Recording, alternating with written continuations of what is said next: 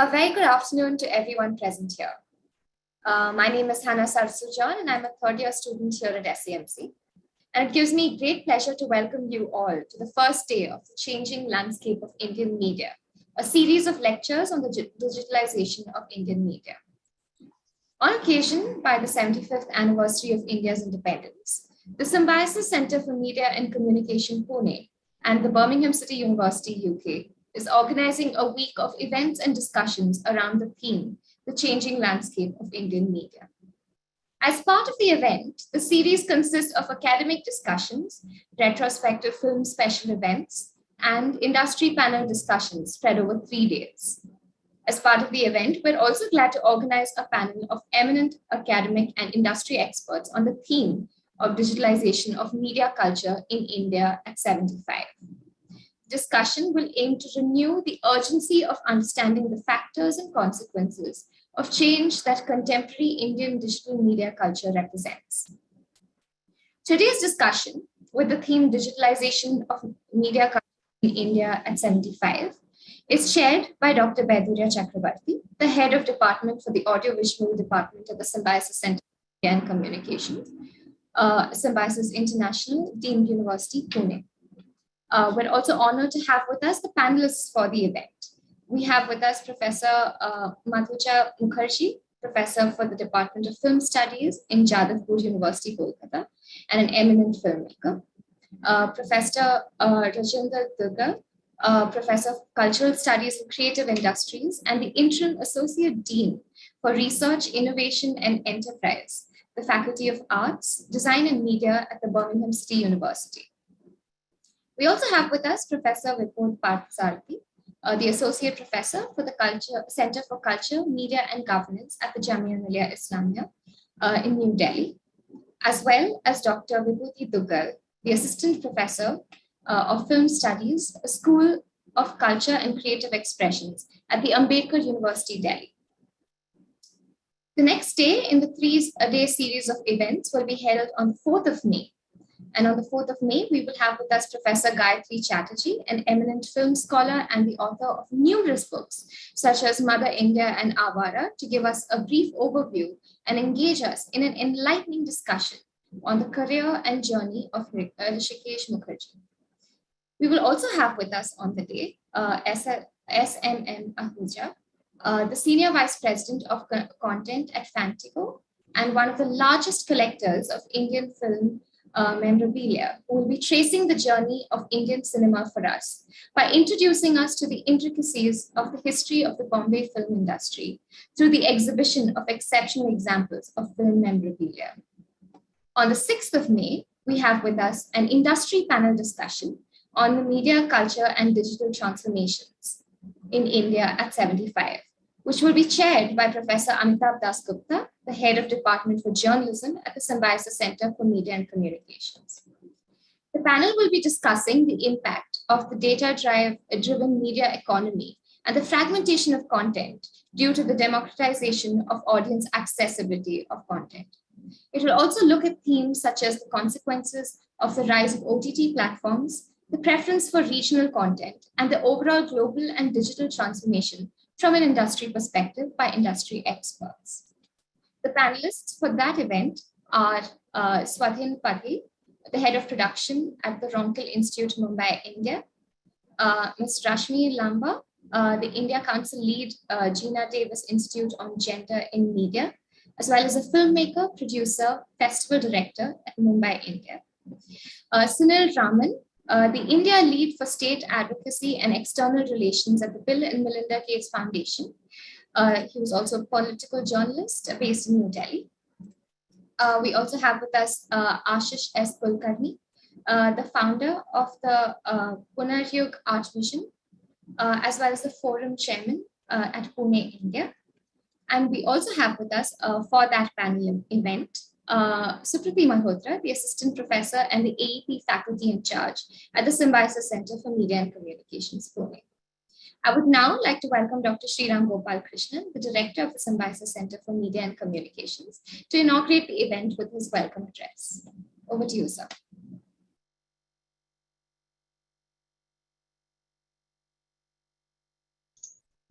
Thank you, Hannah. You can hear me?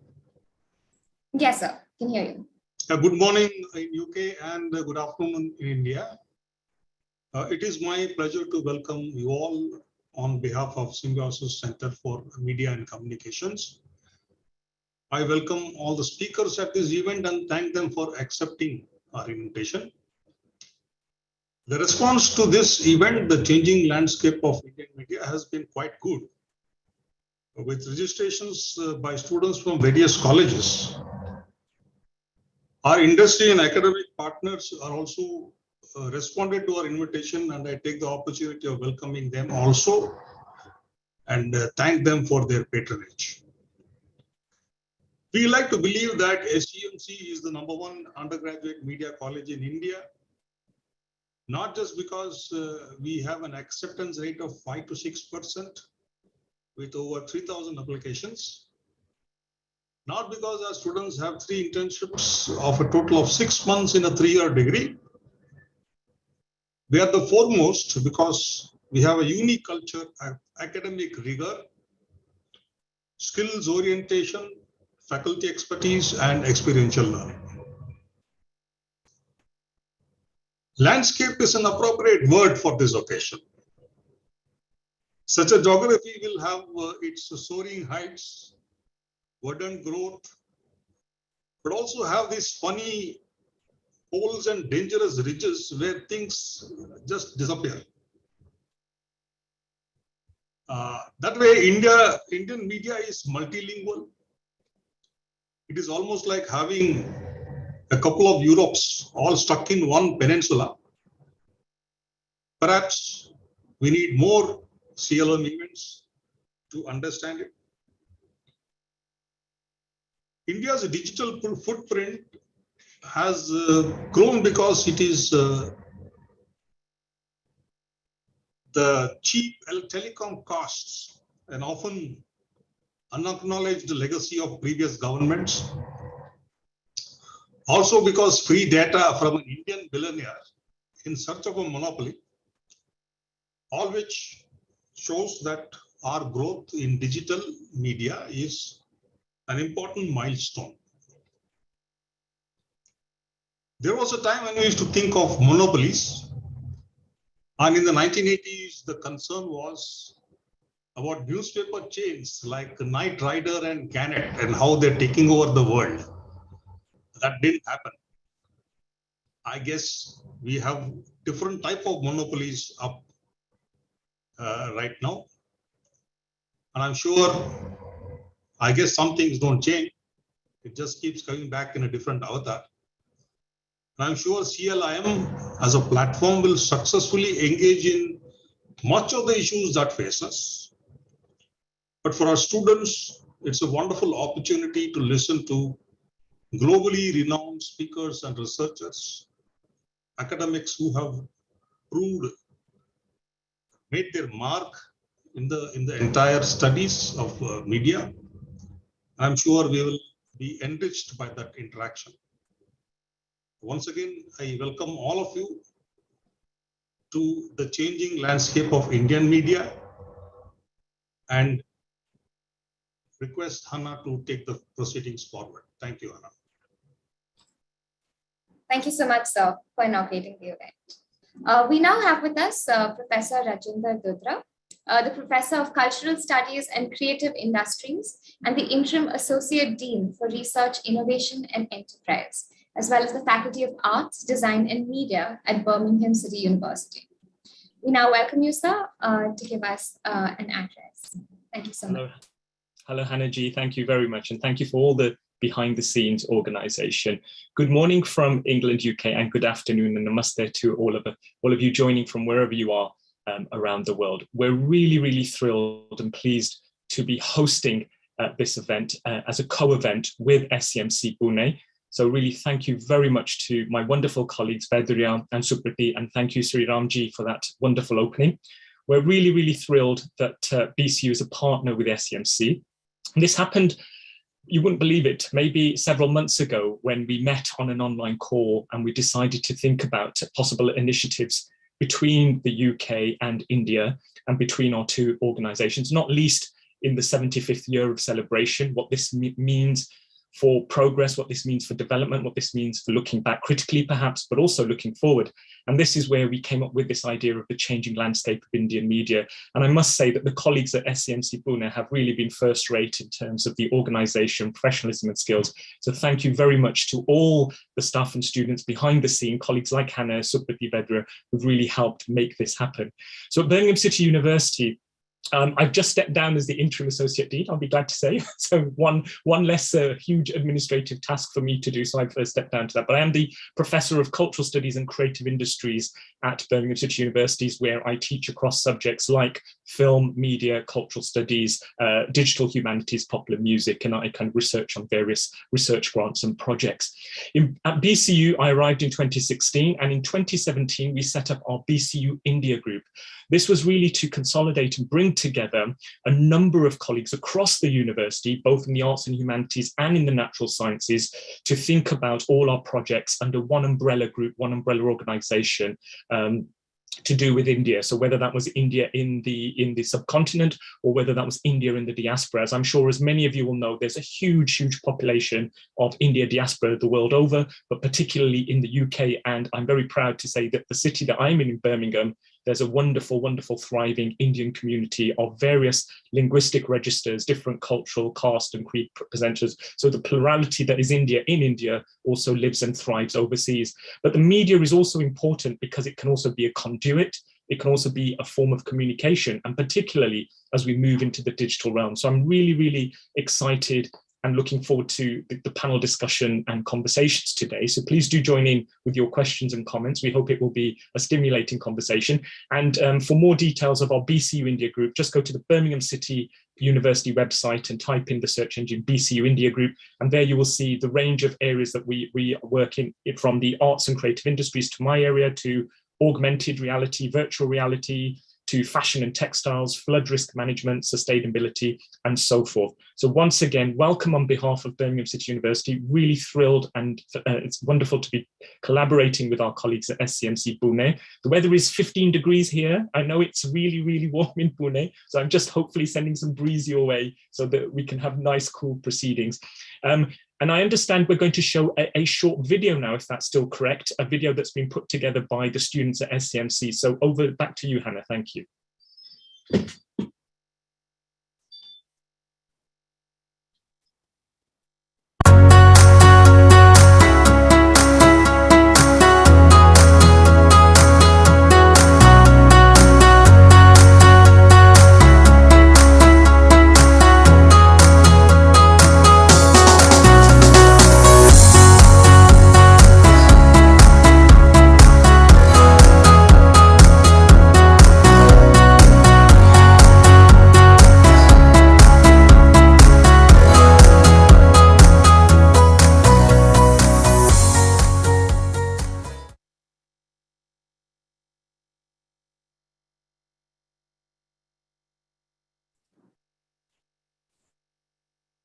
A huge thank you for putting up that video.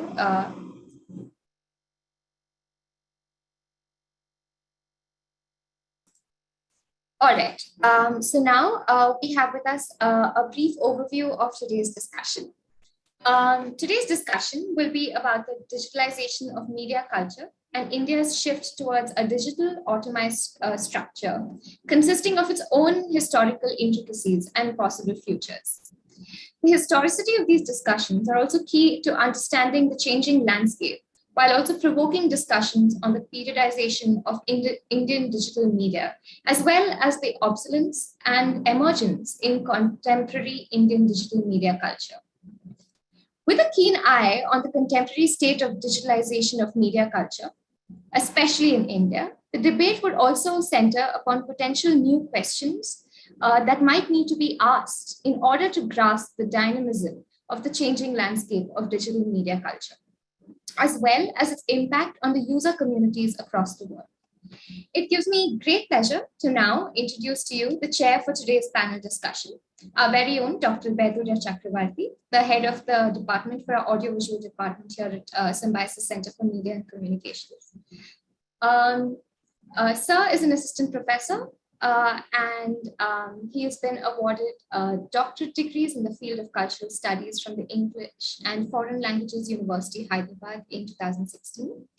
Sir has also been published in reputed journals like Studies in South Asian Film and Media, as well as other anthologies. If any of you have ever sat in Sir's class, it's truly a pleasure to be there. So, Sir, I'd like to welcome you to the event. Thank you. Thank you so much, Hannah. Am I audible?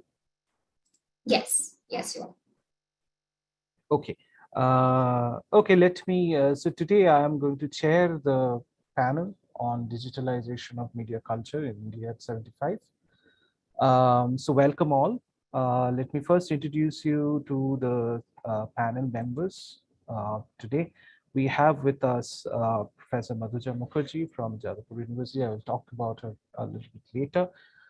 We, of course, have Professor Rajendra Dutra from Birmingham City University. We just heard from him. We have Professor Vibhot Parthasarathy from Jamia Millia Islamia, New Delhi. And we have Dr. Bibhuti Duggal from Ambedkar University, Delhi. But before I go into anything else, let me just give a brief sort of an introduction, just to, sort of start to organize our landscape of thinking a bit. Now, we wanted this event to be more of a sort of a provocation towards renewing thought rather than actually coming up with full and final, thought, the sort of end product. Our thought was, we have tried to keep it as open-ended as possible so that we can have a sort of plural perspective into the matter. But the thing that really interested us was that the fact that, I mean, the question of digital media is nothing new in India, although sometimes when you read the work that is done on digital media, it seems like people forget that. At the risk of broadly generalizing, one can say that the work on digital media till now has either been on a certain kind of a study of transitions from analog to digital, or older format to the newer, and the questions of what is lost, what is gained, the similarities and the differences, and so on and so forth. And then there is there is, of course, the question of the opportunities that digital media offers in terms of sort of audience reach, marketing, etc., which is another field. But we thought that the entry point to our discussion would be the fact that we need to take we need to acknowledge the fact that even digital media by now is nearly 4 decades old, if we start from the 1980s. And by now it has had its own sort of historical development. We all know, of course, that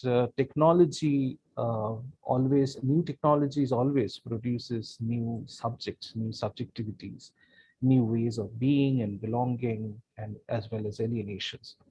That part we have always known about the digital media. But it is also true that there are certain digital medias that has also passed away. There are certain experiences that are no longer available, and so on. And there are new things that are coming up. So we were thinking that, rather than thinking of the digital as a sort of explosive transition, which is usually the sort of narrative trope in which people deal with the question of digital. Can we think of it by now as a stable sort of state with its own history and so on? And from that vantage point, when we look at Indian media, what are the things that are to take cognizance of at this point, given what has been going on right now in the year 2022, after 2 years of COVID and so on? So that is really where we want to start our journey from. But anyway, I don't want to speak too much today. It's not my job to talk. But let me introduce our first speaker here, which is Professor Madhuja Mukherjee. Madhujadi, how do I introduce her? She has been, hi Madhujadi, can you hear me? Okay.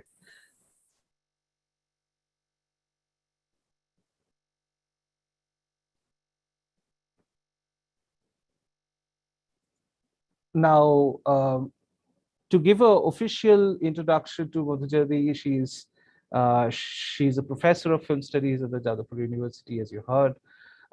She has written many books. One of her earliest books, I think, was on new theaters, published by coincidentally, our event partner, National Film Archive of India. It's a book that I've gone through, like, from the first page to the last page.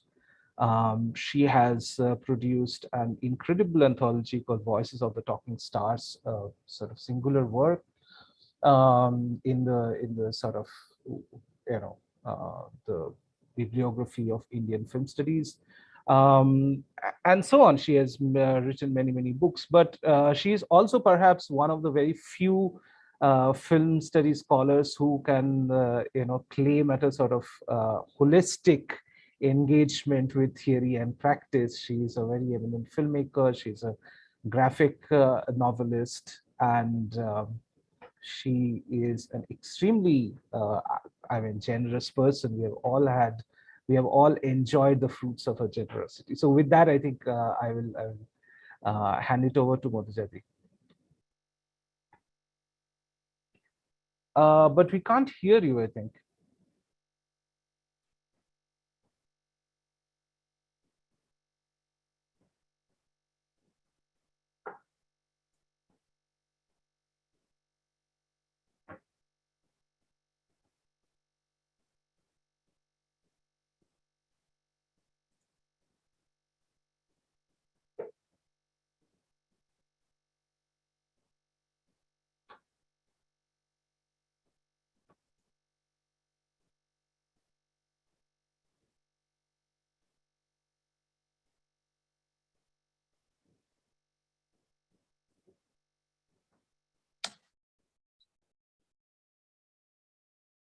Vidurya, should we go to another colleague whilst Madhu sorts out her audio? Yeah, I guess that would be better, right? So, so Rajita, would you want to pick it up from here while Madhujadi fixes? I didn't realize that was my cue to come in. Okay, I should have kept quiet. Okay, I'll come in. Hello, Madhuja, if you can hear me, lovely to be on the same panel with you again, especially after so many years. So I really do hope we get to see and hear you because it's been way too long, the pandemic not least. So I thought I was going to come a bit later on in the panel, but I'm happy to speak now. So the format is, as Badurya says, we're all going to speak for about 5 to 7 minutes each, and then Badurya will chair the session and have some Q&A with us.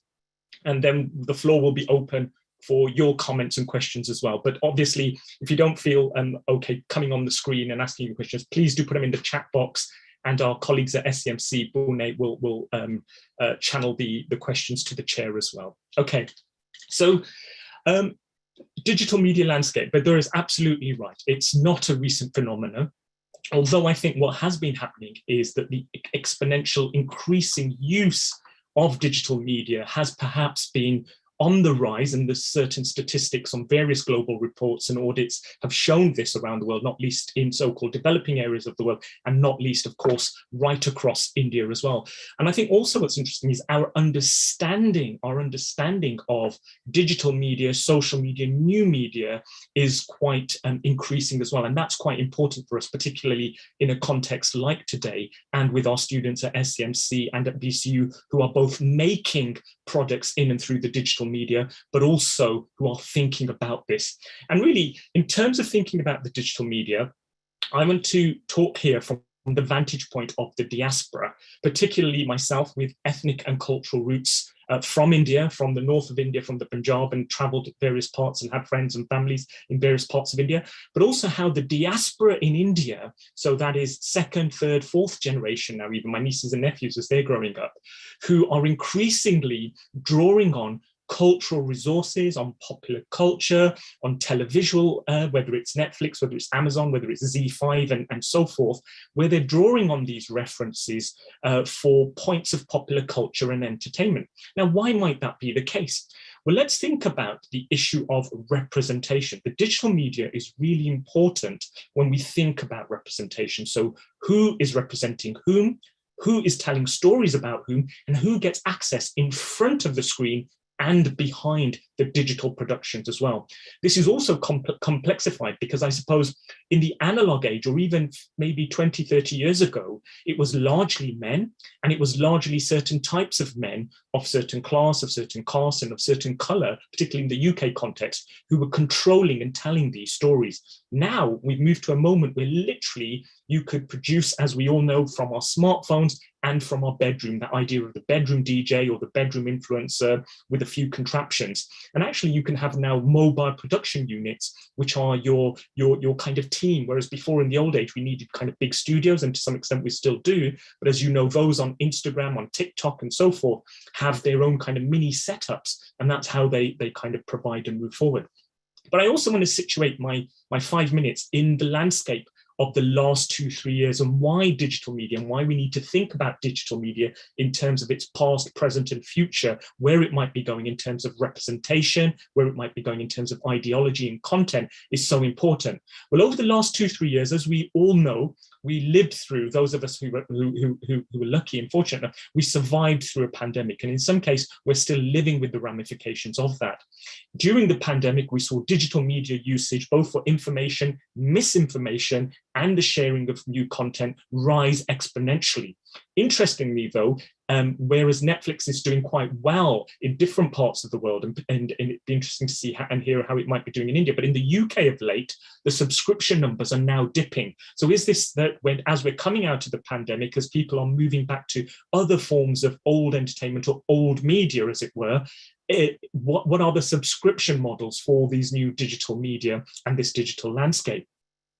The last few years have also been important because the pandemic also helped us tell stories in interesting and different ways. So what kinds of stories came out of this, if you like, crisis moment that global humanity was going through?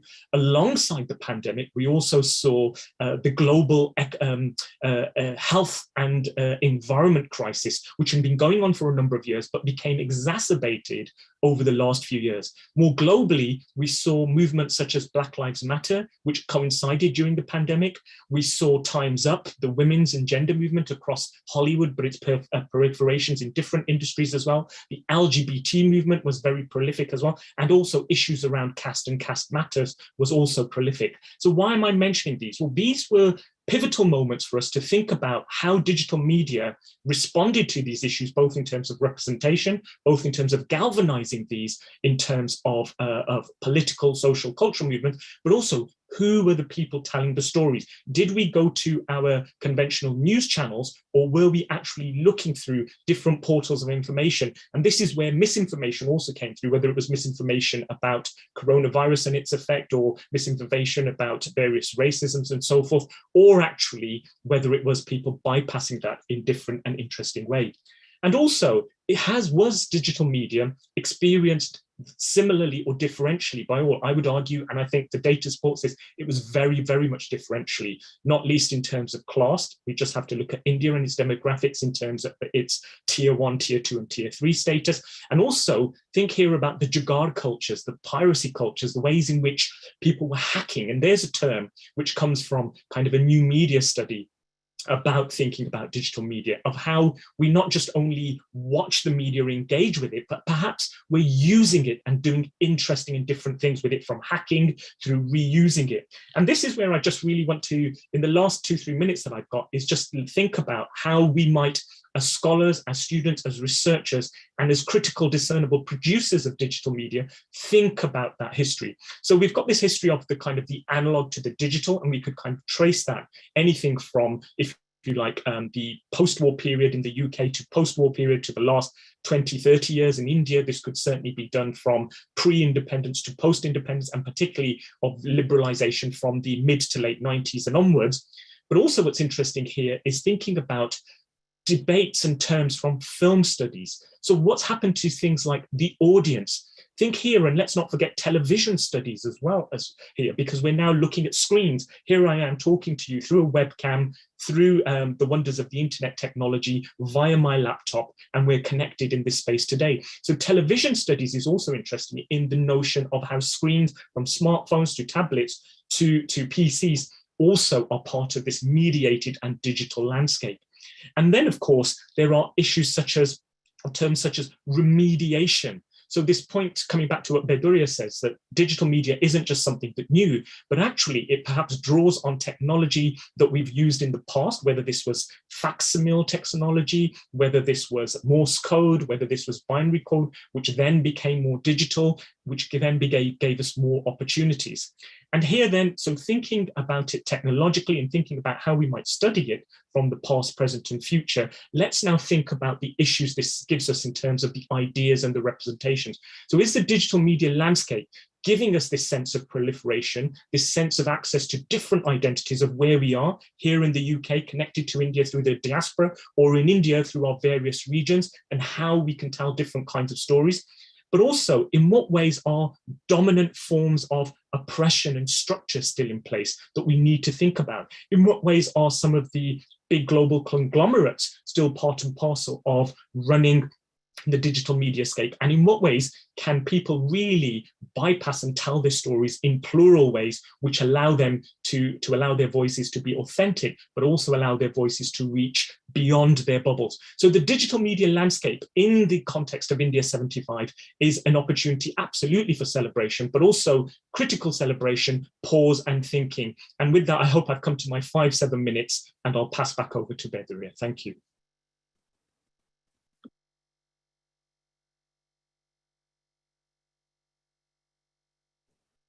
Thank you so much, Rajendra, for that. Those were very interesting provocations.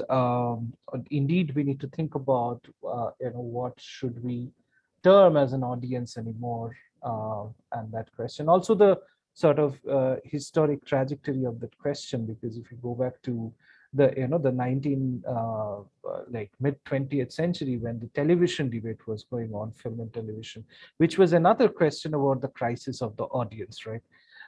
Because it made it domestic and individuated. And so somewhere we are again coming back to similar concerns, but to in a completely different context and so on. Okay, so I think we will try to connect to Madhujadi again.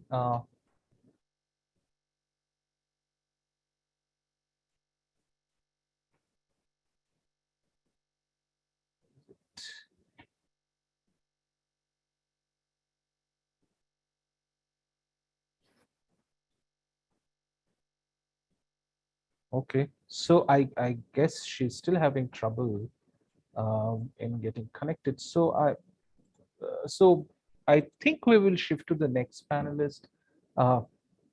Professor Parthasarathi, is it okay for me to? Yeah, okay.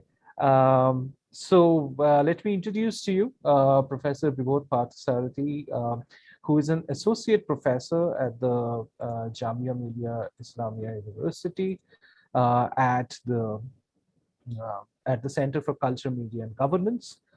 He is also the CMDS non-resident fellow, Central European University. Professor Parthasarathi has been one of the absolute sort of like one of the most important figures in researching media policy and media business in India from a multidisciplinary perspective. His edited works are stellar, something that we all go to, especially in the recent years. There is a double volume Indian Media Economy, which I think he edited with S.V. Srinivas, as well as Platform Capitalism in India, which is quite a magnificent edited anthology.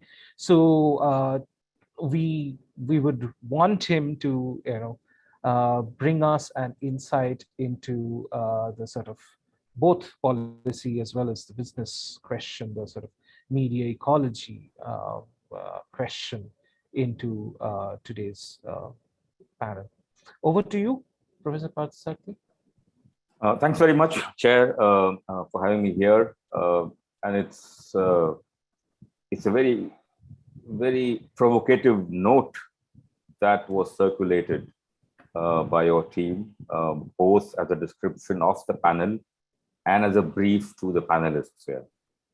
And since I have 5 minutes, I will sort of quickly make 4 points here, all of which deal with the kind of intellectual and disciplinary concerns that for me stemmed from your excellent note here. I think the first point is that there is a large share of scholarship around the digital media cultures, which I would now call for the next 5 minutes DMCs. A large part of that scholarship is highly presentist in its preoccupation. It's triggered by happenings and mishappenings and personalities that mark our time here. And this is perhaps common both to domestic and diasporic scholarship here.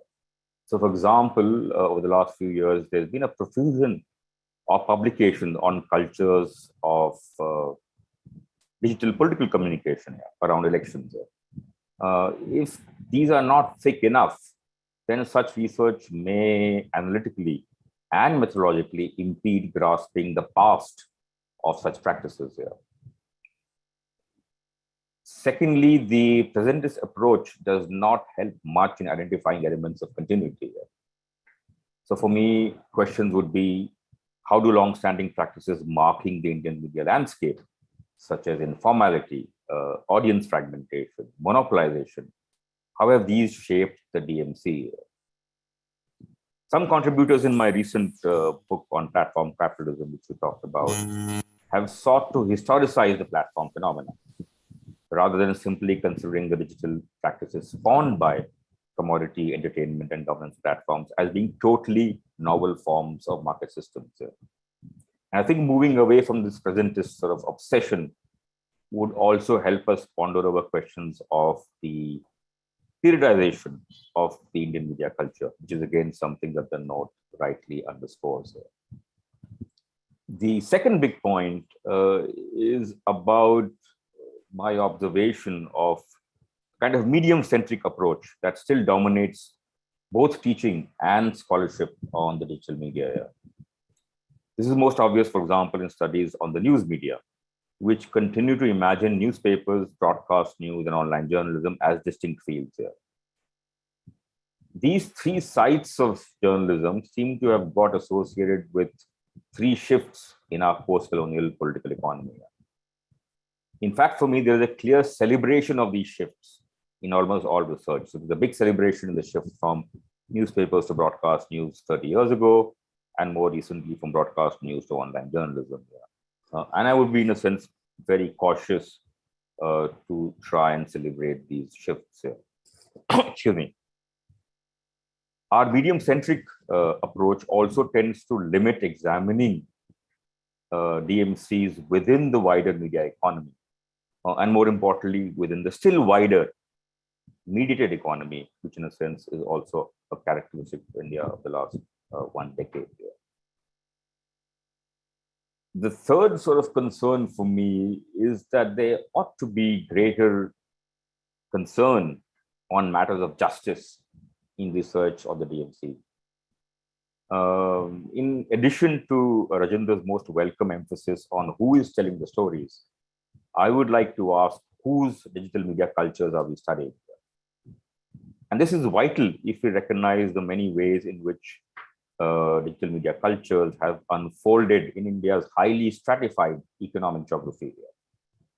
And therefore, for me, the question here would be that, what is the idea of public interest that informs scholarship on the DMC? So, for instance, for many years, this kind of emphasis was located in popular and populist discourses around the digital divide. Okay. But I think there's a need to broaden this, looking beyond the digital divide to talk about questions of digital disposition. Graham Murdoch, in a recent work of his, has talked about this. So, for example, our fellow citizens who are making a living in factories that produce digital service and digital goods are also the ones who are at the margins of digital media practices commonly studied by all of us. Another example, studies on the impact of digitization on the news have predominantly looked at newsrooms and business models. But how has digitization reshaped the labor and work of the already precarious large number of news stringers across the Indian economy? That's sort of third concern I have there. And the last one is sort of more a kind of grouse I carry as a student of media policy in the longevity, and one who has looked at digitization across multiple sites in the media economy. So these kind of intellectual pursuits of media culture, the study of media culture, and the study of media policy have traditionally been distanced in India, both in teaching and in research. There could be an argument that such a distance has been a consequence of the ways in which perhaps dominant streams of cultural studies and methodological approaches in media education, both of which have tended to prioritize the study of representation and practices over that of institutions and structures. And this seems to have pulled our field in sort of opposite directions, in terms of both theoretical and methodological preoccupations. And for me, therefore, the question would be forward-looking in terms of how can this needless gap be plugged? One way perhaps could be for the study of DMCs to be more centrally engaged with institutional questions. And by that, I mean the questions about the constraints and opportunities catalyzed by the state and how they reflect in our own practices. Another way could be for students of media policy, and this is implicating some of us, to move away from our action choice lineages to engage with the embeddedness of India's media culture. And this is again something which the previous panelists have brought about. I'll stop right now. Thank you so much, Dr. Parth. That was indeed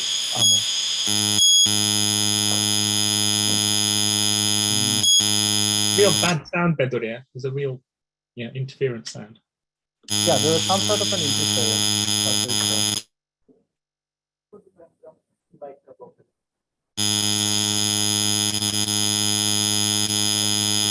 I think every time you put your microphone on, there's a bad interference, a very bad interference. Can you mute the microphone? Mute the microphone.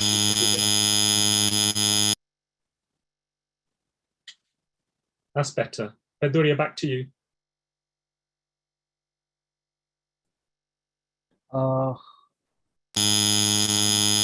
I think the interference is coming from Odhijadi there. I think there's a lot of static noise that is coming. We can't hear you, but we can hear a lot of static noise. So I guess there is some problem with the audio connection itself. Just say Supriti, my colleague. My colleague Supriti, I think, will give you a call, Madhujadi, if you can hear me. Yeah, and see if you can, figure it out with her. I can't hear you at all. No.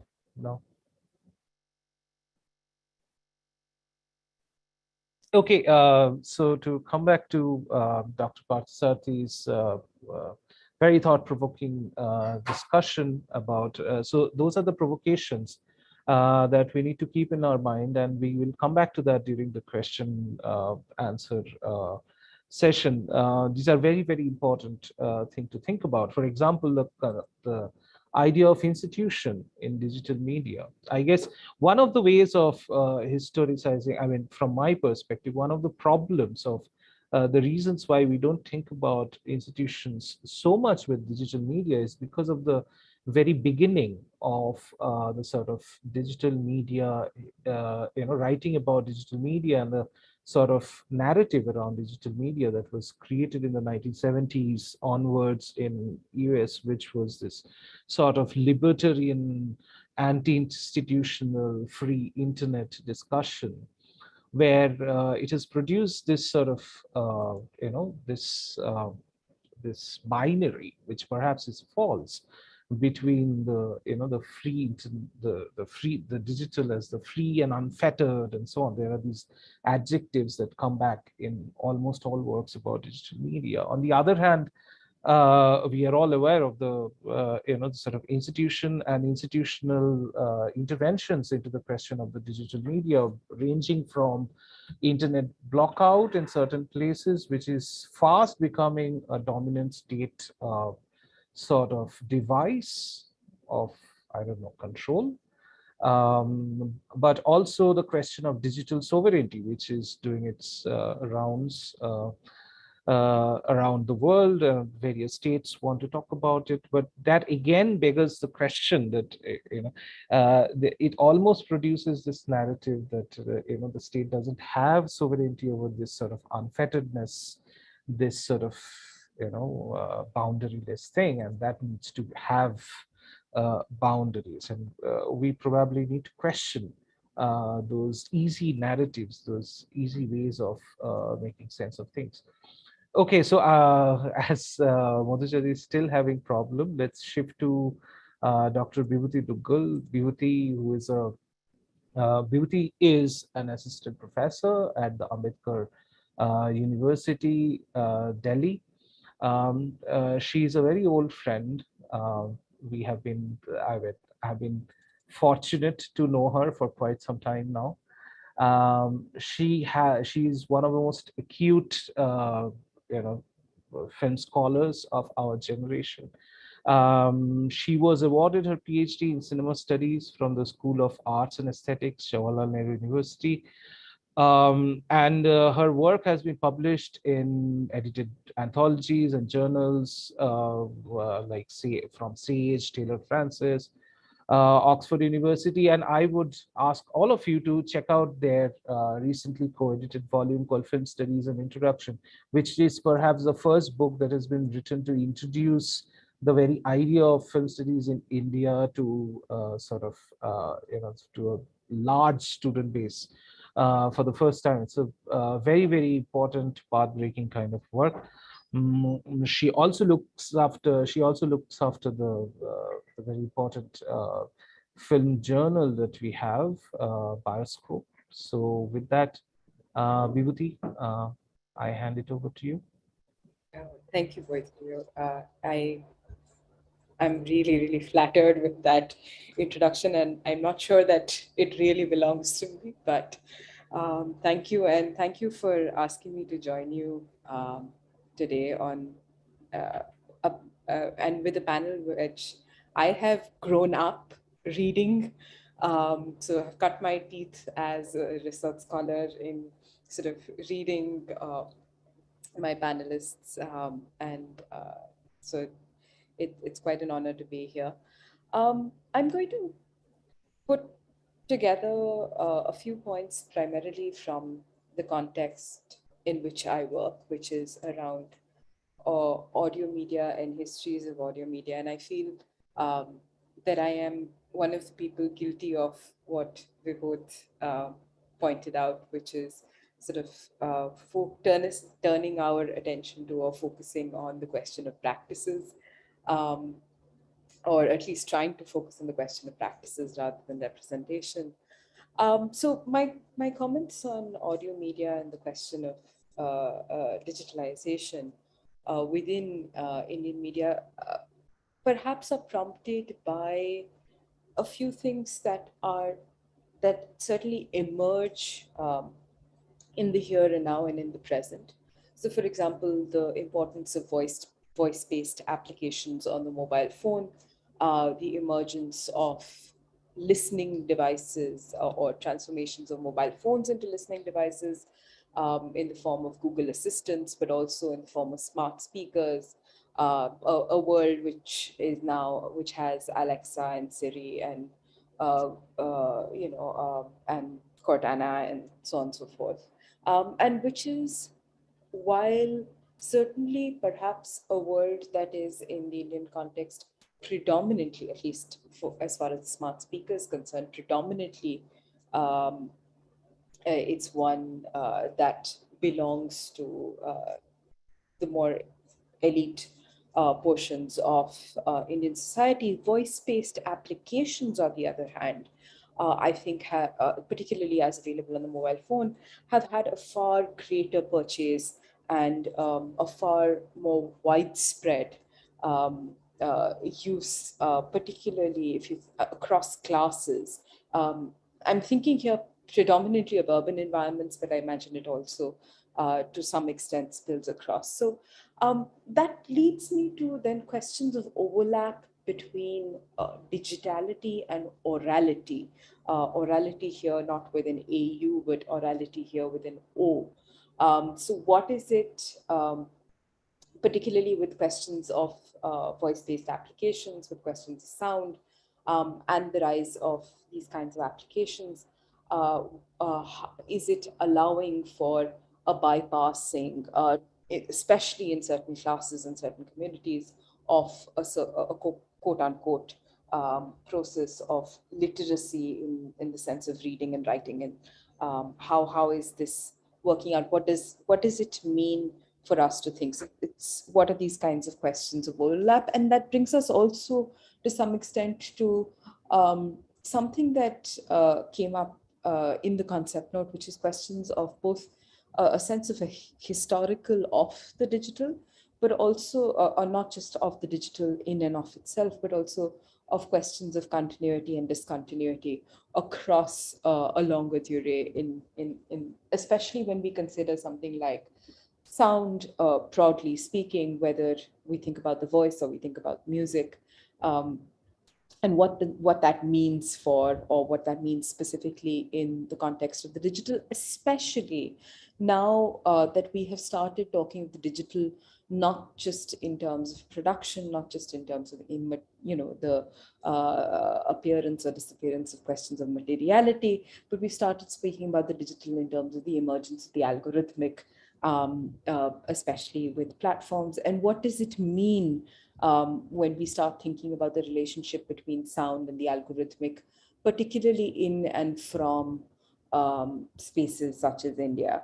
And also when I say what of the digital and of sound, and I invoke India in the same terms. So the question that was alluded to by the chair in just before I started speaking was the question of national sovereignty and what it does to the digital, and nowhere perhaps did it become more evident than in the case of most recently, or somewhat recently, than in the case of TikTok and the ban on TikTok by the Indian government in just about 2 years ago now.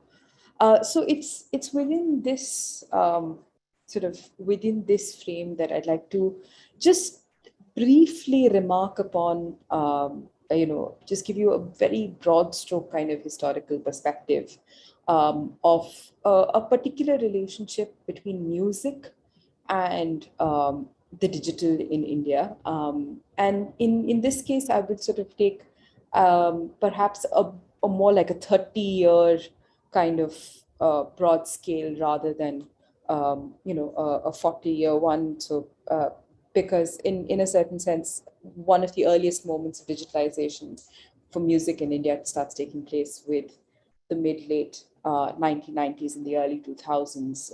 So about the last 30 years or so. So in some senses, it starts at the site of the music industry, right? We're familiar with narratives of production, the creation of the recording and creation of a database of sounds.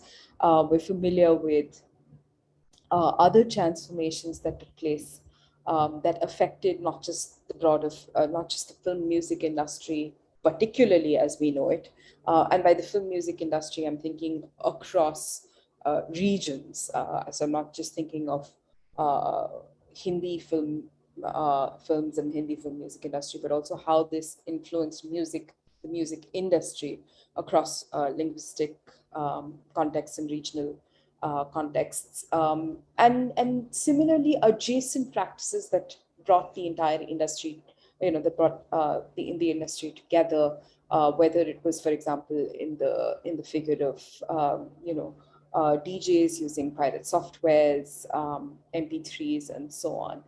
to all the way to other moments. So if we move from, if this became de rigueur, if these kinds of transformations became de rigueur, when we were thinking about the music industry, there were concomitant changes in the ecologies of listening, right, and the consumption of music. So from the emergence of the mobile phone as one of the more dominant playback devices for listening, to the importance of platforms such as YouTube and WhatsApp, which also participated in longer histories of consumption of music, shared continuities with, for instance, older, groups of which part of, say listening clubs in earlier times, and what and how they also understood the very changing nature of how they were listening, when we looked across some of these changes, right? So some of the emergence of some of these platforms, so coming in. Broadly, I think that brings me almost to the end of my 5-6 minutes of time, and this is a very brief, very sketchy history of some of the kind of key moments that I would probably tune into, and think about all of these moments in the context of these new questions that the digital is throwing at us. So on that note, thank you, Vaidya, and back to you. You're welcome, Vibhuti. That was really interesting, especially the question of orality. I was just thinking about the the long history. Interestingly, it seems the person who started this argument was V.I. Lenin, who argued that cinema is an important medium because people, Russians are they didn't have literacy. So that relation between the significance of a medium and the question of orality, which has sort of dominated states' relation to many of these mediums for so long, much before liberalization and digitalization and all of that, and how that question again comes back with the sort of as the digital capitalism tries to reach the last cultural mile, wants to go deeper and deeper as it is reaching into the vernaculars, the dialects, but also the question of the sound and audio and so on. That's a very important and interesting thing to think about. But I think by now we are all eagerly waiting for Monjali. So, do you hear me finally? Do you hear me? Do you hear me? Yes, we can. Yes, we can. Okay. Okay. Okay. Wait a minute. Wait a minute. Let me. I have to mute one of the. Do you hear me now? No. Yes, yeah? we can hear you. Perfect. Perfect. So, I am very embarrassed, first of all, but this is what digital media is. That's how it works. And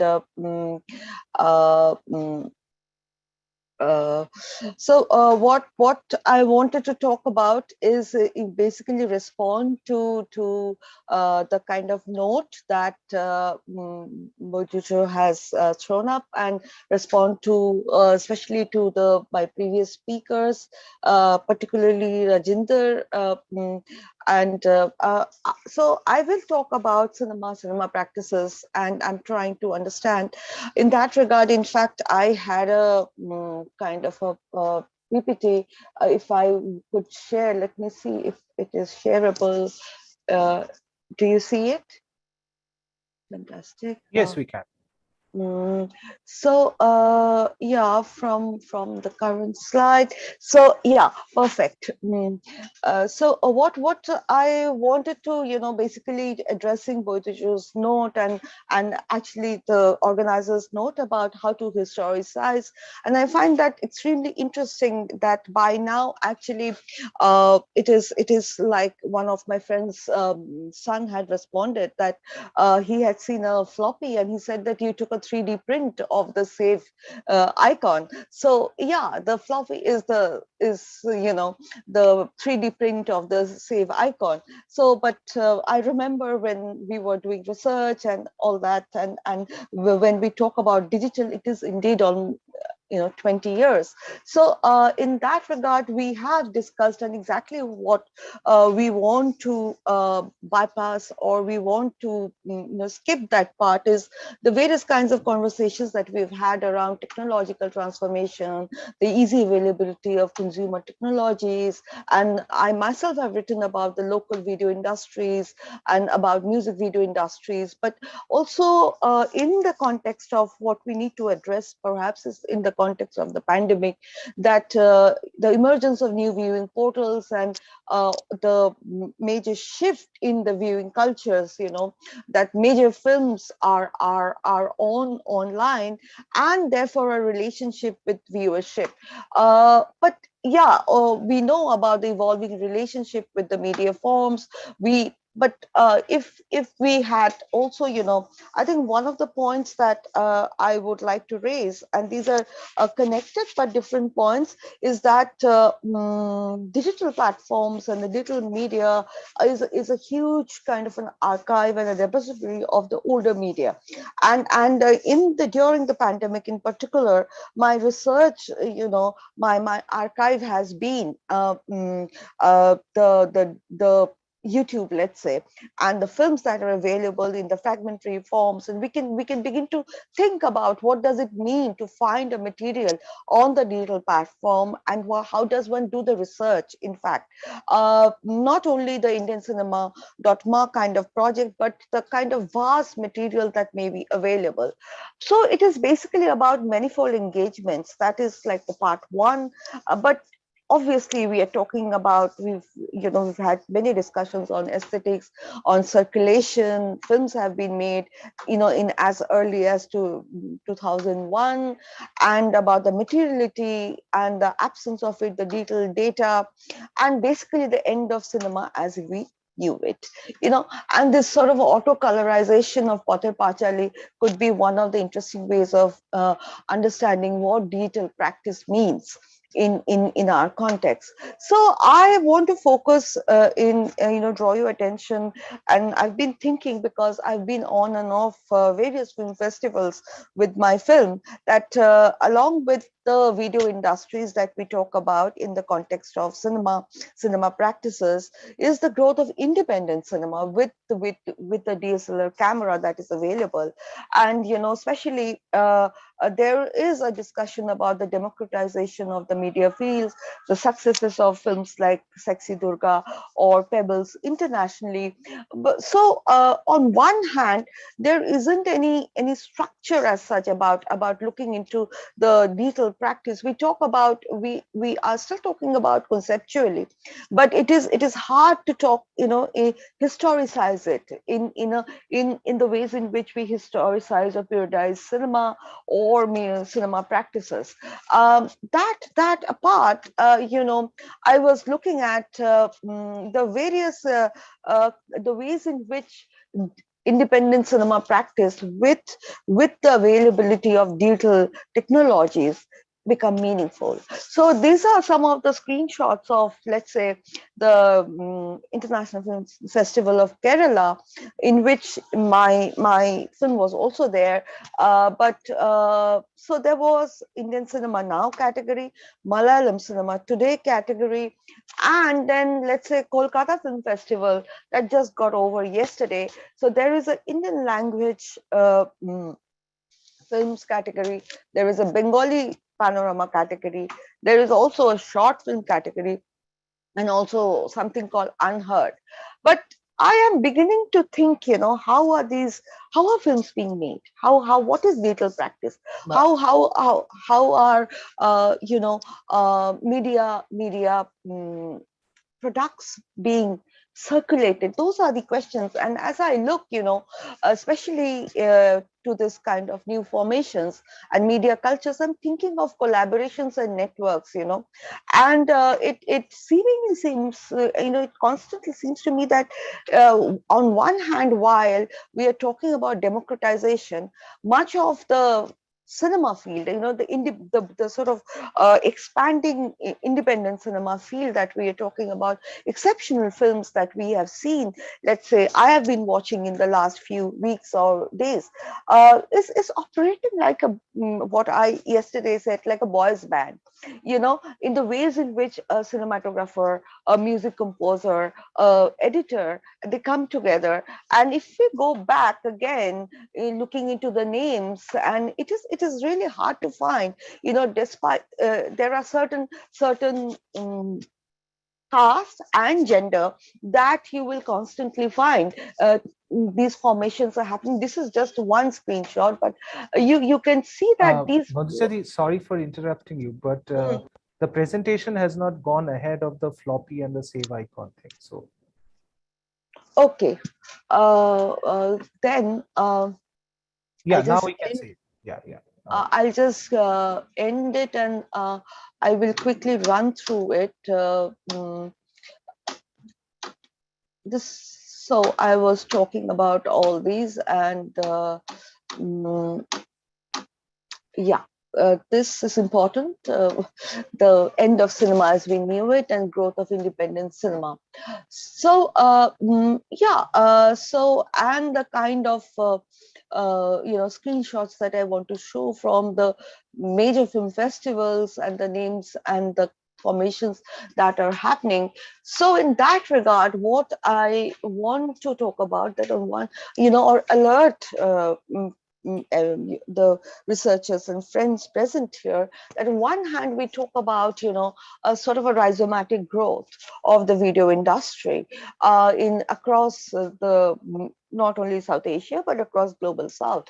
On the other, it is important for us to understand that how are these cameras, these gadgets, what kind of cameras, what kind of gadgets, what is the local video industry, how is it circulating, what kind of phones, that I mean these technologies are marked by communities, by gender, by the availability of what kind of cameras are available to certain class, communities, or gender, or people. So those are the questions that I want to talk about, especially about the circulation, about the democratization. Digital has been seen as a democratization process, and here I want to actually alert um, our friends about the vast number of media material that actually circulates outside the kind of circuits that have been created. I think I'll stop here. Thank you so much, Madhujadi. After a lot of, as we always say, we notice digital media only when it stops working. Uh, so today we recognize the digital media quite a lot. Thank you for that. Yes, that I mean, and to go back to what you were talking about, this. Um, on one hand, what quite apparently looks like a democratization of the industry, the machine, the filmic machine, the recording machine, which again has been such a sort of a long running source of anxiety for filmmakers. Like I saw that you had a PPT slide with the Piero Le Fou images, and Godard himself he's very well known for um, you know endorsing video camera when the video camera and the Super 8s were coming out, that how they would democratize. And there is a very interesting sequence in his later film, I think 2004, called Notre Musique, our music, where he's shown taking part in this class of people. I think it was in Chechnya or Serbia, I forgot. But somebody asked, do you think that the video will be the liberation of cinema? And he remained silent, and the camera zooms in, and that's it. So that sort of that sort of dialectics between the idea that this hope of democratization, but it really somewhere always falls short of it. Yeah, I also wanted to sort of emphasize that by now, it shows that by now the digital media forms has already consolidated, across various kinds of possibilities, that is film festival or, website or let's say the OTT platform. And cinema is principally digital now. There isn't in India, there is hardly any celluloid cinema left. So it is already consolidating, and that is something to alert ourselves as to what seemed like a spurt of democratization is consolidating through various kinds of discriminatory lines, which is gender, which is caste, which is community, and there are various platforms. Film festival is one, but the OTT is other. So we can immediately see that there is, all the video industries about which I had written, let's say 5 or 6 years back. They have kind of fizzled out, mostly producing music videos. So that is something that one needs to address, I suppose. Yeah, thank you, Madhushan. So that's yes. So we need to think about all of those things. Once we start to ask the question of historicization and periodization, many questions, of course, open up with respect to digitalization. I mean, for example, question of something like what is digital death? At one level, there is no death on the digital due to the nature of the storage, but there is certain kind of very quick obsolescence. Things just come and go, trends just come and go and vanish away into the huge bottomless pit of storage that the cyberspace is. So all of those questions come up. So I hope that as we open up the discussion now, we will have the time to get into this, have more discussions on this. But before that, as the chair of the panel, I think it's my duty to sort of give my the questions that all of you triggered in me. So I thought I will just start the question answer session by asking questions to all of you. So first of all, my one of my first question is towards for Rajinder. I'll just go chronologically. Um, I was just wondering, one, as you were talking about OTT and Netflix and so on, one of the things that we have seen in India recently has been a huge explosion of vernacular OTTs. We are not yet sure how stable that trend is, how many of them will survive. Certainly only a few will survive in the long run. Yeah. But there has been, one can almost say that there has been even a speculative kind of business to do with OTT and so on. There is a multi-site to it and so on and so on. But what cannot be sort of denied is that there was, especially during the COVID pandemic, there was a huge expansion of vernacular OTTs, and content is now coming from all sorts of places. For example, Meerut, as far as I know, in North India has become a very major part from which Hindi language content is coming, which we don't see because, I mean, if you are I'm just assuming that you may not have the subscription to it, but but there are all sorts of that kind of thing. So my question to you would be that what would be interesting to know is that, is there something similar happening in the United Kingdom as well, like the production of sort of vis-a-vis the sort of big brothers like the Netflix or the Prime or Hulu, vis-a-vis those, is there a creation of smaller OTTs, and how does the the BIPOC community get represented in that kind of space? First of all, does that space at all exist, or like doesn't? Or if it does, what is the sort of what is the sort of participation and representation the BIPOC community has in that? So should we start with just me asking the question and you answering, then me going to the other, or do you want me to? No, it's just fine. It also depends on the time. So what might be nice is, given that there's so many people in the room, which is brilliant, we've got almost 260 people in the room, it's fantastic. I think what we'll do is we'll keep our questions and responses short and brief, everybody on the panel. And then if colleagues around wherever they are want to ask questions via the chat box or come on, I think it would be lovely to hear from them. So let me just respond quickly to your question, Badra. I think it's a lovely question.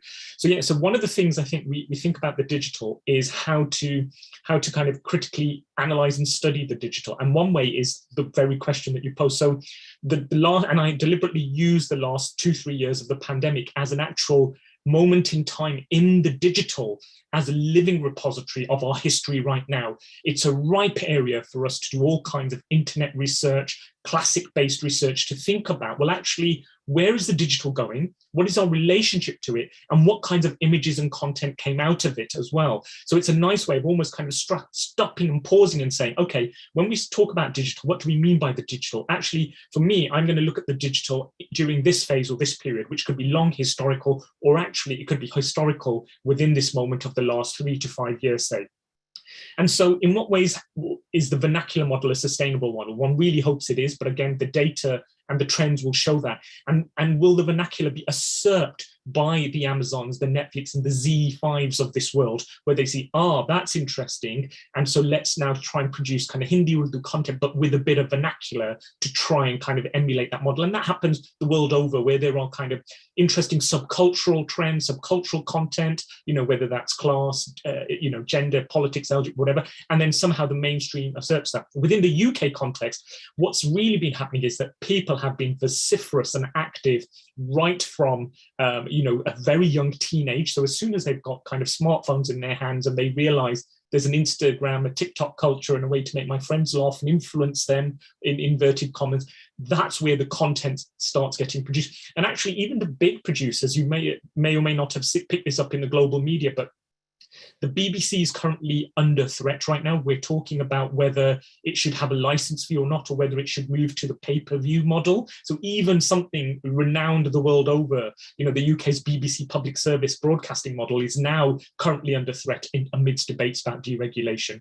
So what's happening is that in the past, I would say that young people particularly, or any kinds of media producing content, was the aim that I'll get so many traction, so many likes, and therefore then I'll enter the mainstream. And that has happened for some, where they then crossed over into the BBCs, into the ITV, where they got their shows or their celebrity. But actually, what people are realizing is that actually YouTube, Instagram is their platform to kind of almost not necessarily circumvent, but certainly work alongside as a parallel media or as a parallel culture. And I think that's where the tension lies, but also the possibilities for the creativity. And then, of course, that brings in all the various isms of racism, genderism, homophobia, and so forth.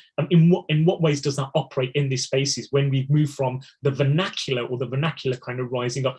Are these new exciting representations, insightful, cutting edge, or actually are they kind of reproducing the same, but in a different way that we might have seen in the conventional media? You're muted, Badra. Oh, I'm sorry. Thank you so much for that, Rajinder. I think we had a raised hand. Aarti, would you please unmute yourself and ask the question?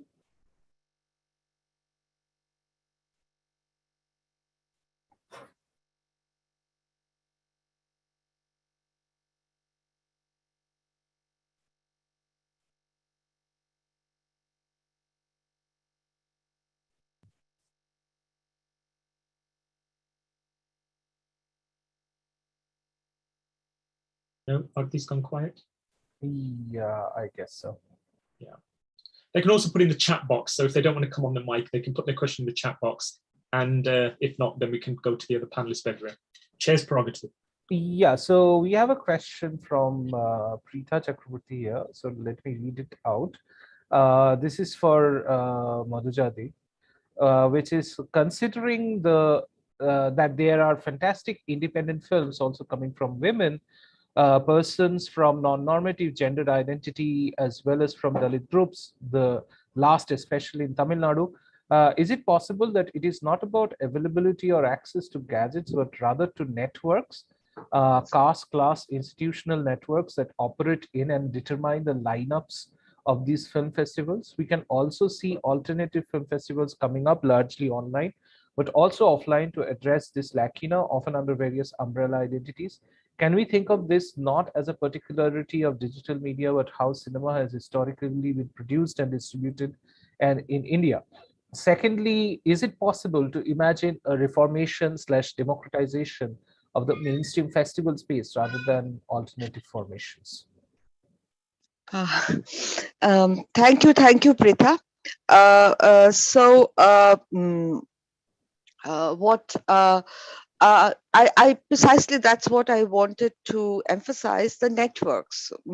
Who has the camera, who knows how to edit, who is a musician, who can perform, the precisely those kinds of networks that are marked by various things, including your gender, your from where you come, your caste, your class, various things, but also training, so you may not have a musician friend to help you out, or an editor friend. So these, but what I wanted to actually say, that of course, it is as you are saying, that there are films, precisely that is the point. And if technology had allowed, I would have played one brief clip from there. I had it ready. So of course, that's precisely the point, that there is material, but the consolidation of what is, let's say, a major film of the year, what is the most important film of the year,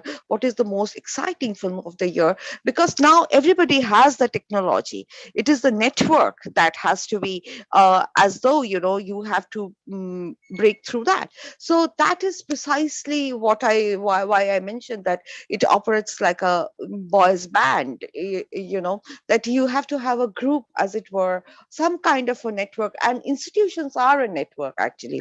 Or the institutions that we come from are also allow us to form those networks. And so that's precisely, I mean, boys band is a way of saying, in a provocative way, to energize the discussion. But precisely, it is not whether you have a cell phone with a camera, or whether you can make a film, or whether you can make an alternative film, but how to, let's say, make a complete film, where the film will go, how, so on. And about the mainstream festivals,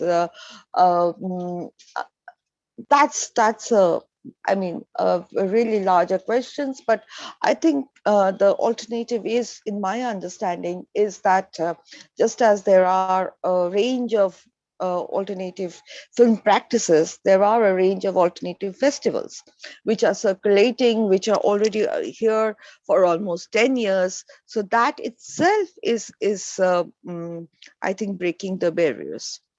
But it is precisely that kind of networks that I want to draw attention to, as we try to understand what this practice has been over the, let's say, 20 years. Thank you, Madhujyoti. Uh, Audience, please write your comments in the chat, or if you want to ask it directly, please raise your hand and you can ask the question directly. In the meanwhile, I had this question. I mean, this was triggered by what Professor Patel. Someone's raised their hand. There's somebody, Swati. Yeah, Can you see them? Yeah, Swati, you can unmute yourself and ask the question. Please mention the panel member you are directing the question to. Right. Thank you. Can you hear me?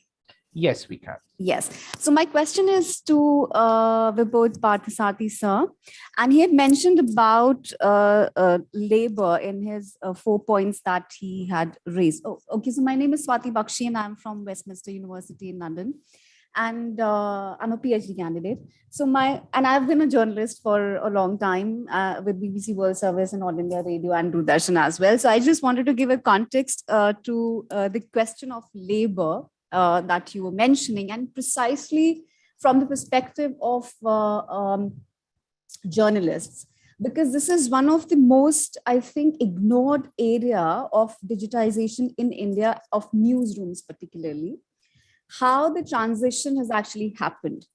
In the sense that, because all of us, like, who started in 2007 and 8, and I'm not going backwards in the sense 1980s or 90s when everything actually transformed, but the transition that really happened. So that happened in 2007, 8, 9, 10, gradually, when newsrooms were digitized. And particularly, I take example from BBC in India, where all of us were used to working for shortwave, and then it went on to become digital kind of production, and then mobile first news. All of that happened, and how people who were trained in a certain kind of media production had to suddenly adjust to new forms of productions and engaging with audience in a certain manner. So there was no longer this idea of you are centrally placed in an institution, you have this top-down model of production where people do write to you the letters that they write to you and tell you whether they liked it or not. But you are suddenly in this position of a broadcaster or a producer who's this kind of legacy producer. So there was this change of, not just material practices, there was also this change of emotional labor that goes into producing material and news gathering and putting everything together. So as a producer, it meant a lot for me to go from a traditional sort of production to digital production and thinking about mobile audience, because mobile audience was something that came really, it became really tough for people who were working with a different idea of audience, who knows them and who is actually in relationship with them with their constant letters and feedback and phone calls. Here suddenly you are dealing with an audience whose taste you're not sure of.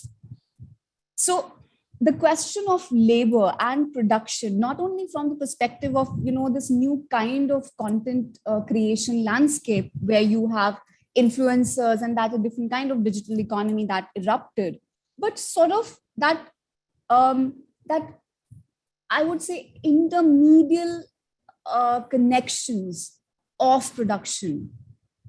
How do you see that? I mean, do you think there is enough study in that aspect of how that transition has actually happened?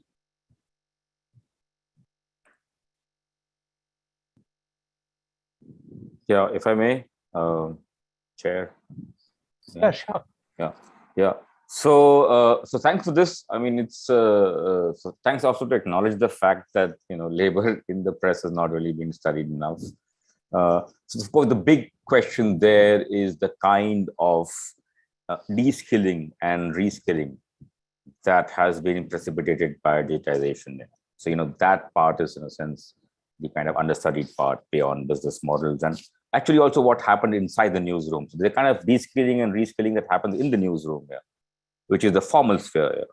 And I was, in a sense, trying to allude to the kind of de-skilling and reskilling which is happening outside the formal spheres as we go down the production chain and look at the most precarious forms of labor. So that's, in a sense, what I was trying to invoke. The second point, which you mentioned towards the end, is about dealing with audiences whom they're not really sure about.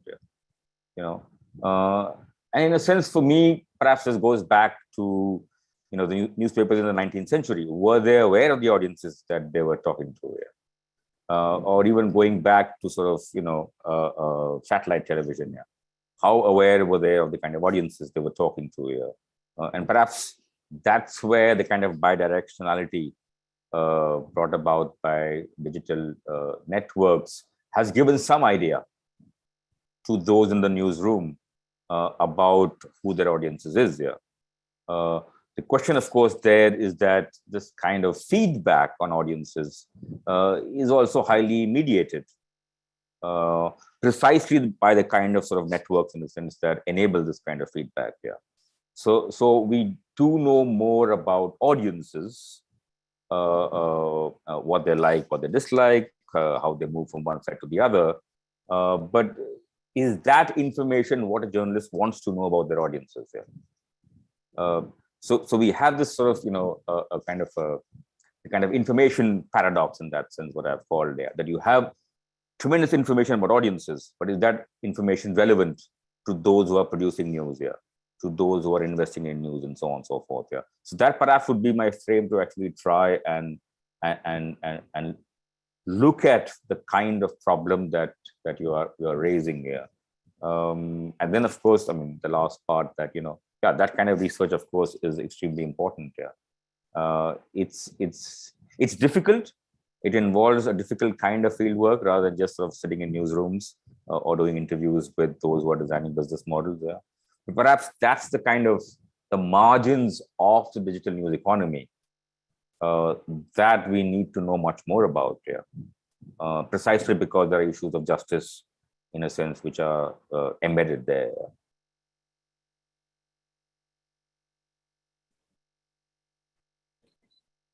Thank you, Professor Parthasarathy. And before I move on to the question in the chat, since we are talking about the labor at your 4 provocations, I had one question which I thought I have to ask, which is you're talking about shifting from the and kind of talking about digital divide to digital disposition, which of course reminds one of sort of primitive accumulation, disposition, and so on. And so that is very thought-provoking, as we shift from one digital technology to another.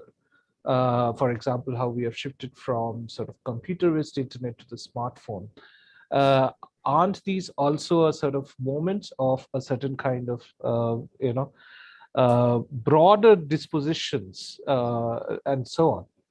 But anyway, that's not the question I wanted to ask. The question I simply had is that since you are talking about disposition, talking about institutions, we need to talk about institutions in the digital media, and you have worked on platform capitalism. So it's a very broad question, but the question for you is that what is the state of platform capitalism? Because historically, every mode of production in capitalism as we know it would have a certain kind of relationship with a certain generic model of state at the same time, right? So what I mean, of course, that's not a settled question. I know there is no settled answer, but what are the kind of states that are emerging because platform capitalism exists, and what are the kind of sort of policies that are coming up? What are the sort of what are their general directions? How do we theorize at a very general level the state that accompanies platform capitalism in today's India as well as the world? Yeah. So thanks very much for this. I mean, this is also connects with the intervention which I wanted to make earlier when you talked about the idea of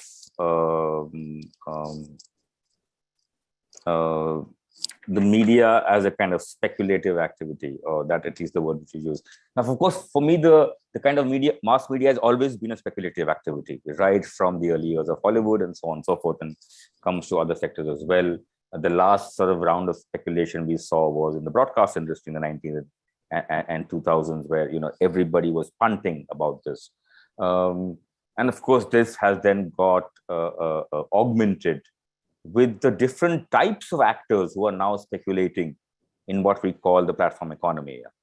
Okay, these are Silicon Valley players. These are players from China.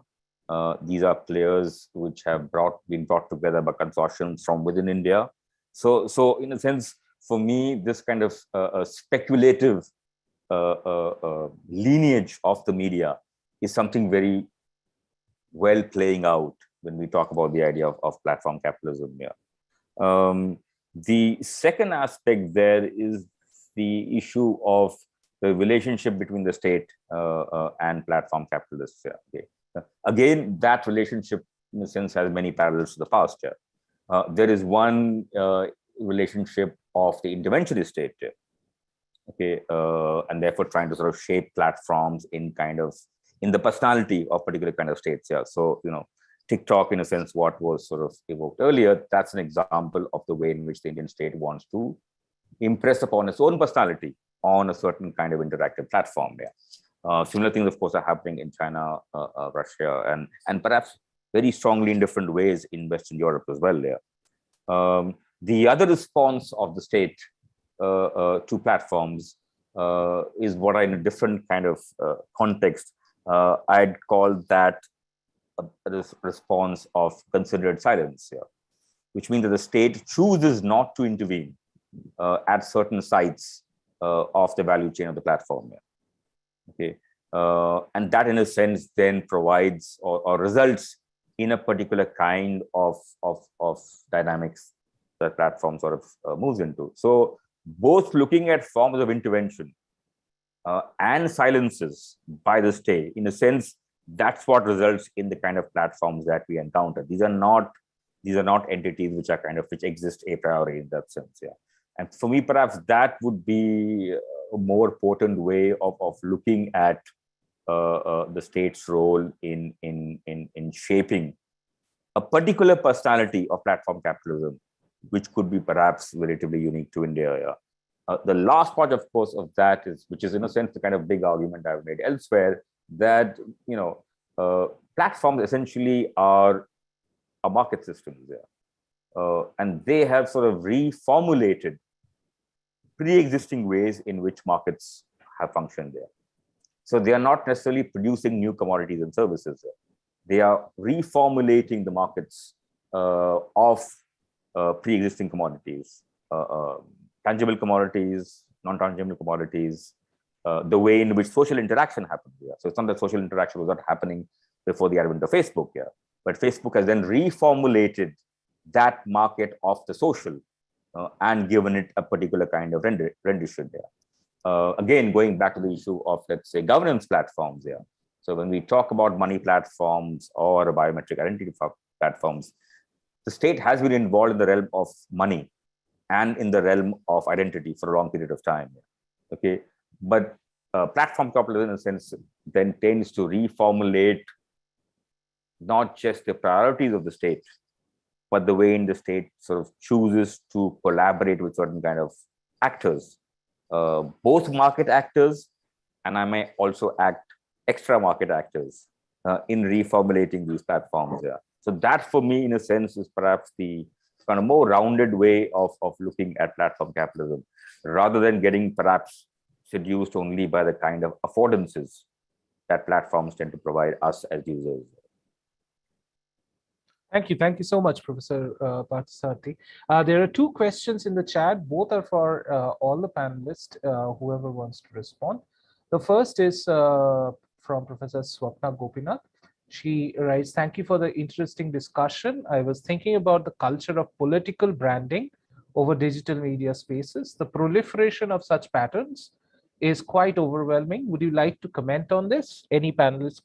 Yeah. And the second question comes from Ayman Siddiqui, who writes, "Hello, thank you so much for this interesting session.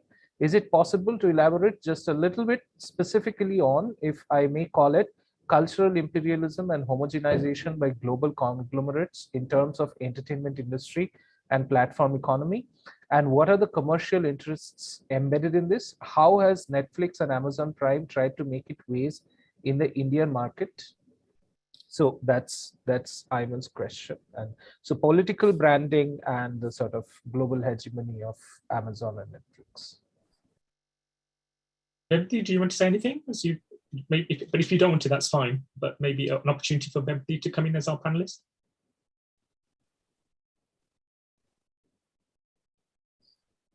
Can you hear us, Bebdi? Oh, I think she's gone. Is she there? No, just I mean, I'll say a couple of things there, and then maybe people can and also say stuff on some of that. I think what the interesting thing about Netflix and Amazon is a little bit of a conundrum, because let's not forget they're an industry just like any other, the cement industry. Okay, but what's interesting is that entertainment is now globally considered quite huge, and particularly in the developing sectors as well, in the developing economies and the developing world. It has been for a while, but I think this has been proliferated over the last 20 years. And so it's no accident then. And I think this is where the interesting conundrum is. Netflix and Amazon and the Z5s have been that space, maybe less so Z to an extent, but maybe in the vernacular fields. But certainly on the mainstream platforms of Netflix and Amazon, these have allowed more diverse sense of representation, perhaps on the surface of it. Okay, so here we've seen interesting stories, daring stories sometimes, which have partly drawn from subcultural roots or from storytellers and from independents, which then they've kind of brought together. And we see this in their kind of ensemble stories, you know, Love in Mumbai, Love Stories, Gili Butchi, Ajib Dastans, those kinds of examples. And what happens in those is we get some very daring content, daring scripts that perhaps mainstream cinema or only pockets of mainstream cinema would have only ventured into. But here it becomes an economic model to push the envelope, to think about issues of gender, of class, of caste, of sexuality as potentialities for mainstreaming. But then here is also then the other side of that conundrum. So on the one hand, they've been putting out Black, Brown and BIPOC content around the world in ways which have challenged the mainstream providers. You know, in the UK context, that would be the ITVs, the independents and the BBCs and so forth. And Channel 4 even, to some extent, Channel 4 kind of lost its, I would argue, its radical kind of avant-garde in the 80s, 90s and early 2000s. And now it's kind of, you know, it's still somewhere between there, but also playing around with the market needs and audience desires and wants. And so the Netflix model is also under threat now, as I said in my opening comments, because in the UK, the subscriptions are falling. Is this also happening in the Indian context? And is this partly due to jugaad culture, piracy culture, the things that some of us alluded to earlier, and Bempathy talked about auditory and other modes of hacking? Or actually, is it that because we're perhaps stably or slowly coming out of the pandemic, that people's notion of where they're spending their money, their limited money, but also what's available to them as entertainment and leisure is also a kind of an interesting thing that we need to think about in the mix. So on one sense, the global imperialism on the surface is being challenged by the diversity and range of stories and ways in which that storytelling happens. But I think what needs to also be seen is whether that model is sustainable and how it might affect, say, the PSBs or the more dominant content providers, if at all, or actually in what ways can the Netflix, the Amazons and the Z's of this world and the other platforms enable that to continue. And I think that's why, for me, it's partly a conundrum, but also a challenge to issues of imperialism and associated ideas there. Thank you so much, Rajendra. Anybody else wants to comment on the platform thing? And also, any of you want to pick up the political branding issue that Dr. Gopinath was? Just two bits on the kind of platform thing. You know, so it's not accurate to put Netflix and Amazon in the same basket. Okay. Yes, of course, both of them produced movies. Yeah, but sort of to kind of invoke this sort of famous interview with the proprietor of the sort of Times of India gave to the New Yorker about 10 years ago, when they said that they are not in the news business, but they are in the ad business. Similarly, Amazon is not in the film business. Amazon is in the data business. And they also, of course, happen to produce films as one way in which to try and gather that. So when we're talking about these economic sort of relationships, I think what becomes important analytically is to try and pinpoint what the central product in question is. So if you think of the central product as the audiovisual industries, then we would get a different sense of the idea of accumulation of interests and monopolies and so on and so forth. Okay, and a different sense of diversity in a sense. On the other hand, if we think of the digital economy as where the primary product is data, then of course we get a very different sense of what the terms of exchange, terms of transactions, and of course the ways in which exploitation happens in the digital economy. And that, in a sense, is my kind of short answer to the question, and in a sense building up on the second part of what Rajinder had elaborated there. Thank you, Professor Parthasarathy. Before I go to, I think Rugved has his hands up, but before I go there, I just wanted to ask Vibhuti one question, the question I had, which is, you're talking about this question of how does the audience listen, right? So whenever we, we were also talking about the question of the audience. Early on, Rajendra was talking about what happens to the audience, and we see that there are whenever there is a transition since 20th century from one medium to another, there is a sort of there is a sort of there are modes of individualization of media experience, including listening, but at the same time it is also accompanied by newer attempts to imagine a sort of collective way of doing it. How do we come together and do it, right? It seems to me that they happen kind of together, right? It's never just one or the other. So my question from that way is that do you see anything in today's contemporary sort of oral landscape, ways of coming together in the experience of sound and music?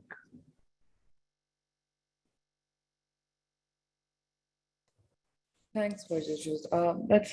That's an interesting question, because I think, incidentally, to go back to the pandemic, so to speak, as a particular moment, I think there was a way in which there were ways of trying to organize and reorganize collectivities of listening and collectives of listening in online modes, and I think the collective versus the individual became a particular mode of engaging, particularly during the pandemic. And I think in that sense, this was not limited to listening, but it opened up to, and I'm thinking here of, watch together streaming services that came by initially sort of started as these open source apps that you could add in,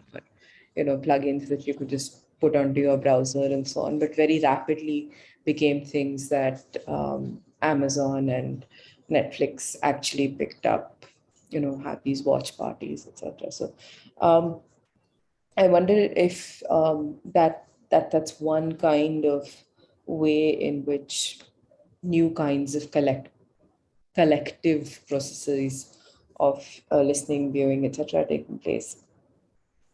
And the other thing, and this is, I'm thinking out aloud almost, if I can take the luxury of doing that, which is, I wonder to what extent it is useful to think about broadly what might be private and public modes. So if I were to just bring back sort of antiquated language, to what extent it's useful to think about private and public modes of listening, and whether and what is the kinds of purchase that has, right, in the context of the digital. But yeah, because that's something I am not certain of, at least anymore, right? Given the, especially the kinds of directions that I think some of the studies on the digital kind of turns they've taken, we've come to almost accept, particularly in terms of practices and audiences and what audiences mean, right? We've come to accept audiences as data points. We've come to accept or recommendations as functioning in individuated ways, but also individuated ways not, I don't want to use configured by, but individuated, but at the same point of time also calibrated by the algorithm. Like, so there's a constant back and forth between a personalization and a lack of personalization. And I think it's interesting that it's now no longer it's not limited in some senses any longer to, if it ever really was, to say music that we listen to for entertainment, or music listened to as leisure, or even music as heard in terms of a background service, right? Because it's now moved into sleep zones and meditation zones. So there's a way in which it takes over life itself. So I'm struggling with, I think, thinking about what these contours now mean, or whether these terms are useful in that sense. I hope that partly addresses the question of audiences listening and practices that I think you were trying to ask me to think about. Thank you so much, Vibhuti. So we are kind of running late. We have extended quite a bit from the schedule, so I think now we will stop the question answer session for now. I think to wrap it up, what we can say is that in this very brief time, we have managed to raise a number of questions which should be, which should enable the students who are present here, or the researchers who are present here, to reformulate their perspective vis-a-vis the digital media. As we all know, that sometimes, probably, I mean, the most important act of any research is the act of formulating the question, to escape the easy questions, to escape easy narratives, and to make your research questions precise. And I hope in that direction we have taken a few steps. But anyway, we are short of time, so now I will hand it over to my colleague, to Hannah Sarasujan. So Hannah, over to you. Thank you so much, sir. I would now like to request Ms. Supriti Malhotra, the Assistant Professor and the AEP Faculty in charge at Symbiosis Center for Media and Communications, to give us an introduction of the film retrospective event and give us a brief overview of the event and the themes to be covered. Over to you, ma'am.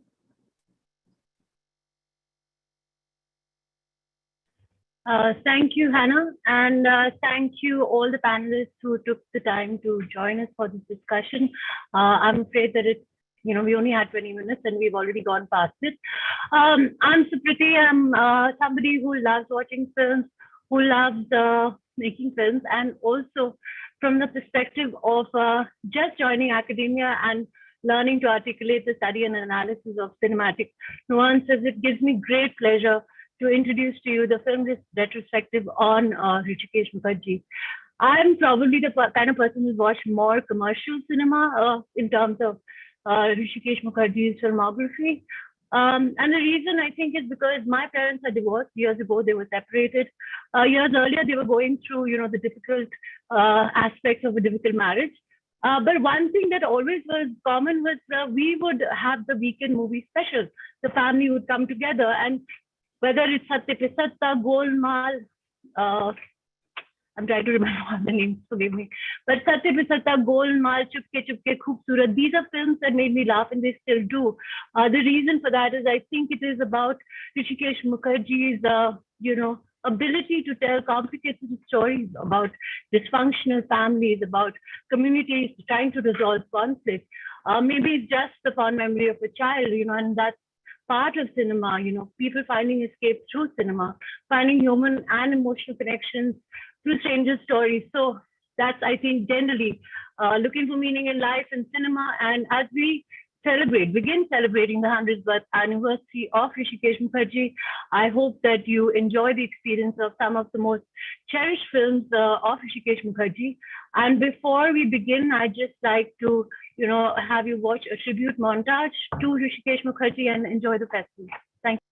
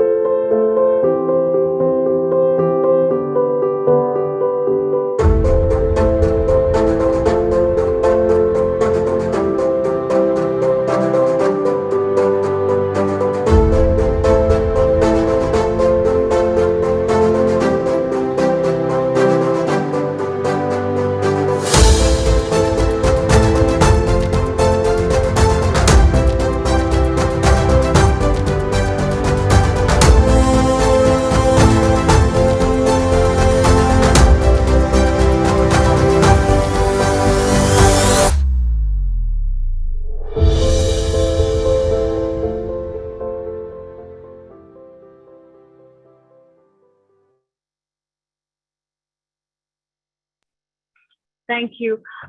We are starting the festival with Satyakam, which is one of Rishikesh Mukherjee's most famous and also one of his most favored films. And you should be within the next few minutes receiving the link.